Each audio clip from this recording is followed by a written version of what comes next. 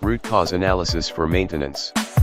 In the context of maintenance, the 5 Whys framework offers a simple problem-solving technique for getting to the heart of an issue and determining long-term corrective actions that should be taken.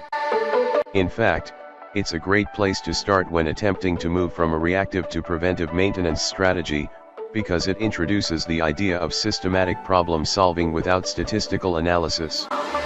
It can be useful when tackling simple problems, but also offers a good starting point for complex issues. Most importantly, keeps us focused on fixing real problems and preventing them from happening again, rather than treating symptoms and allowing the cycle of breakdowns to continue.